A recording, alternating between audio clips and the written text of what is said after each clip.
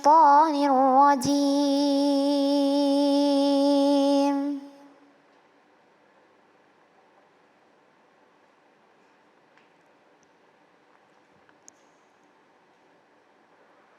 بسم الله الرحمن الرحيم.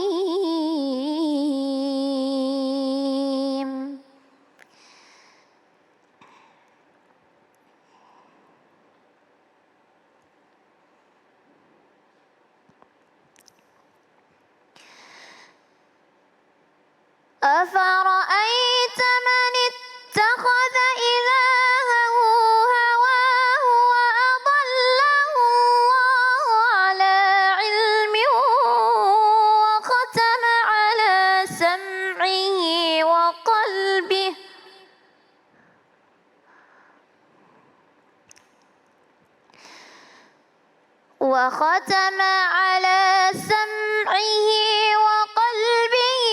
وجعل على بصره غشاوة فمن يهديه من بعد الله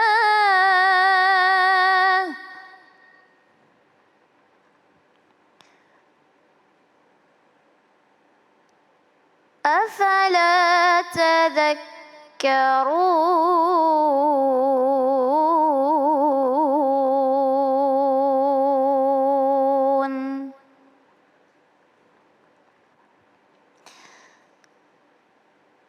صدق الله العظيم.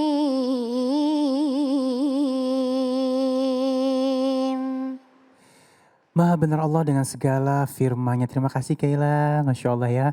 Mudah-mudahan apa yang dibacakan oleh Kaila bisa menjadi penenang hati kita semuanya. Amin ya Rabbal Alamin. Baik, dan seperti tadi kita akan membahas tentang berperang dengan hawa nafsu. Ini bersama guru kita Kiai Haji Khairul Nafis. Assalamualaikum Kiai. Waalaikumsalam warahmatullahi wabarakatuh. Tadi sebelum kita masuk ke dalam acara dibilang berperang berat nih. Berat melawan ya, perang. Nah, mohon ilmunya Kiai.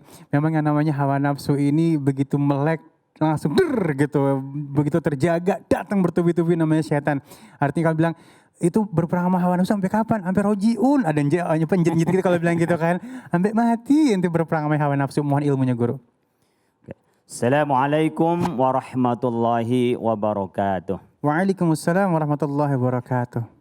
Alhamdulillahi rabbil alamin wa bihi nasta'inu ala umurid dunya waddin. Wassalatu wassalamu ala asyrafil anbiya'i wal mursalin Sayyidina Muhammad wa ala alihi wa ashabihi ajma'in. Subhanaka la ilma lana illa ma'allamtana innaka antal alimul hakim. Bapak Ibu pendengar dimanapun berada yang dirahmati oleh Allah Subhanahu wa ta'ala. Bicara soal nafsu. Nafsun itu jiwa. Kalau hawa nafsu sesuatu yang diingini oleh jiwa. Jadi hawahu satu yang dia inginkan. Jadi jangan sampai ittakhadha hawahu ya ilahatan. Jangan sampai menjadikan hawa nafsunya adalah Tuhan. Hawa nafsu. Konotasinya, maknanya kita sering menyamakan hawa nafsu dengan keburukan. Padahal nafsunya sendiri, nafsu itu adalah bisa mutmainnah, bisa lawwama, bisa ammaro bisu. Kalau nafsul mutmainnah yang tenang jiwanya, yang disandarkan kepada Allah itu nafsu yang baik. Lawwama ala nafsu yang selalu bingung, goyah, tak pernah stabil. Ngomong satu, tadi benar apa enggak ya? Ngerjain sesuatu yang buruk kepikiran, yang baik kepikiran. Kadang-kadang baik, kadang-kadang buruk gitu. Jadi gak ajek, itu namanya lawwama. Nafsu ammaro bisu. Nafsu yang sudah memerintah pada keburukan, inilah yang sering kita sebut dengan hawa nafsu. Keinginan nafsunya biasanya mengajak pada keburukan. Kayak kita, ini muda-mudi nih, yang masih jomblo-jomblo. Ya, saya kan udah gak jomblo, tapi sudah pernah merasakan jadi jomblo. Kalau malam minggu bingung. Di rumah dibilang kuper, ya, keluar maksiat. Kemana keluarnya? Ngapel. Setelah ngapel ajak jalan-jalan. Setelah jalan-jalan nyari yang paling pojok. Allah. Itu kan kayak enak ya, nikmat. Wah, saya punya pacar. Apalagi kalau sampai dia bangga. Saya pindah dari pacar yang satunya ke pacar yang satunya. Itu merasa nikmat. Kayak gagah, kayak laki-laki ganteng, hebat. Begitu juga kalau perempuan merasa cantik. Banyak begitu. Itu bekas gue tuh. Tuh mantan gue. Tuh mantan gue. Merasa hebat.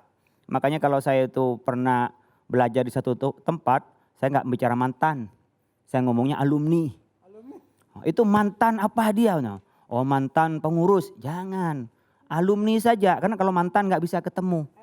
Kalau alumni bisa ketemu. Masih bisa reuni. Masih itu. Nah ini yang salah. Nafsu yang buruk ya. Hal yang jelek dianggap satu yang kebanggaan. Itu hawa nafsu. Ini kata Al-Ghazali yang paling repot dengan nafsu ammarah bisu ini. Kenapa paling repot? Pertama, nafsu itu sesuatu yang ada pada diri kita. Kalau ada di rumah, malingnya di rumah, gimana kita bisa menyimpannya? Susah. Na'udzubillah, suami istri. Kadang-kadang perempuannya ini nakal. Sering ngambilin gak ketahuan suaminya. Dikasih kemana? Ke tempat yang lain. Ada orang yang memang punya penyakit. Bukan karena gak punya, tapi nyolong itu senang. Kleptomania. Itu karena senang. Itu penyakit. Tapi ada orang yang memang karena nafsunya bangga ngambil. Kan sering yang selagi nyebar tuh angel. Masukin semua ke dalam kantongnya kan. Ya, kalau ada jeruk masukin jeruknya. Kalau kondangan ini masukin ke dalam tasnya. Dia berangga, bahkan di rumahnya nggak dimakan. Tapi dia itu sudah kebiasaan dan merasa bangga dengan bawa ke tasnya. Padahal bukan halal itu. Karena yang boleh dimakan di tempat itu bukan dibawa pulang. Ini banyak yang kecil-kecil tapi kita nggak merasa dosa. Itu nafsu, bahkan bangga nih. Dibawa, nyampe di rumah juga nggak dimakan. Tapi senang bawanya. Ini nafsu. Repotnya kalau di dalam diri kita. Makanya ketika Rasulullah SAW itu balik dari perang Badar. Perang yang paling besar di dalam Islam itu pertama kali ketika Nabi hijrah. Tahun kedua Hijriah tahun 17 Agustus. Pada tanggal 17 Agustus tahun kedua Hijriah. Bertentangan dengan 13 Maret. 624 Masehi saat itu perang itu besar. Orang kufar Quraisy Mekah itu sejumlah 1000 pasukannya. Umat Islam 313 pasukannya. Tapi dibikin kocar kacir oleh umat Islam yang 1000 itu. Kenapa? Karena imannya kuat. Tapi setelah pulang itu Rasulullah SAW katakan raja'na min jihadil asghar ila jihadil akbar. Kita ini balik dari jihad kecil pada jihad yang lebih besar. Kaget para sahabat. Ya ilah, 313 lawan 1000 kok kecil. Yang gede seperti apa ya Rasulullah? Jihadun nafsi. Ternyata menjihad kepada diri kita sendiri. Betapa beratnya kita melawan hawa nafsu ini. Nah, yang paling repot ada pada diri kita. Yang kedua, repotnya lagi melawan hawa nafsu. Ternyata nafsu itu yang menyenangkan. Mengapa yang asyik-asyik? Gitu. Itu diharamkan. Nah ternyata menyenangkan. Coba kalau kita bermaksiat kayak nikmat ya. Kalau kita melakukan kemungkaran kayak nikmat. Bahkan kadang-kadang bangga. Jadi dua hal ini yang paling sulit bagi kita. Kalau musuh dari luar gampang kita ngadepinnya. Kalau musuh di dalam, musuh dalam selimut. Ini bukan hanya dalam selimut, di dalam hati. Musuhnya. Kalau selimut masih bisa dibuang. Ini dalam diri kita. Yang kedua yang kita senangi. Kalau kita musuhin gampang. Kalau yang kita senengin kan repot. Coba Habib Ali. Semusuh-musuhnya kalau kepada anaknya. Tetap gak bisa. Wong anak kita cintai kok. Coba perempuan semarah-marahnya kepada suami yang dicintai. Gak bakalan dia berbuat yang di luar kontrolnya. Pasti tetap dia kalau masih cinta itu terpaut. Nah ini nafsu sudah di dalam diri kita yang kita cintai. Wa ma ubarri'u nafsi innan nafsa la'ammaratun bisu illa man rahima rabbi. Ya. Semua itu illa man rahima rabbi. Jadi semua ya yang ada pada diri kita nafsu itu mengarah kepada kebaikan illa man rahima rabbi kecuali yang Allah rahmati. Oleh karena itu Bapak Ibu sekalian, nafsu kita perangi tidak bisa dengan kita ini cara ya kayak mukul musuh ada dalam diri kita. Maka kita perangi dengan apa? perangi dengan mendapat rahmat Allah, rahmat Tuhan. Dengan apa? Yang pertama yang harus kita lakukan untuk menghindari dari yang namanya nafsu ammar bisu yang merintah pada keburukan, al-isti'adzatu billah. Isti'adzah itu mohon lindung. Aku berlindung kepada Allah dari godaan setan yang terkutuk. A'udzu billahi minasyaitonir rajim. Itu orang mohon lindung. Kita karena biasa baca nggak kepikiran. Karena kita ngomongnya spontan, nggak ada gunanya. Ya a'udzu. Kita harus ta'awudz, mohon lindung. Billahi kepada Allah minasyaitonir rajim, dari godaan setan yang terkutuk. Baru kemudian kita membaca, rutinkan pagi surah Al-Ikhlas 3 kali. Lalu baca surat Al-Falaq, baca surat An-Nas. Tambahkan dengan ayat kursi, tambahkan dengan akhir surah Al-Baqarah, amanar rasulu bima unzila ilaihi min rabbih wal mu'minun kullun amana billahi wa malaikati, sampai ke belakang. Itu bacaan kita. Mohon lindung kepada Allah. Yang bisa mohon lindung kepada Allah kalau kita takarrub pada Allah. Kalau nggak dekat yang nggak bisa melindungi, jauh nggak bisa melindungi. Setiap yang melindungi karena dekat, baik fisik maupun perasaan. Orang yang mau nolong mungkin karena dekat. Kalau jauh nggak mungkin. Maka kita harus muhasabah, harus merasa ada muraqabatullah. Itu cara yang pertama. Yang kedua yang harus kita lakukan secara akli, nafsu itu hanya takluk pada saat lapar.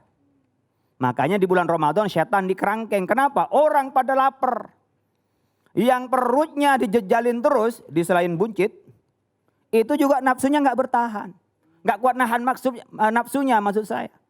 Nafsunya akan terus terumbar. Bagi siapa? Orang yang makan berlebihan. Jadi orang biasanya kalau kita mau ngukur orang nafsunya itu dari makannya. Kalau makannya banyak, nafsunya banyak. Kalau makannya sedikit, nafsunya kecil. Makanya kita ini harus mengumpamakan nafsu itu kayak hewan yang banyak makan tuh pasti liar. Kalau dilaparin, dia nggak bakalan kuat. Wan nafsu katifli intuh milhu syabba alahu birradai intuftihu yang fatimi. Nafsu itu bagai anak kecil.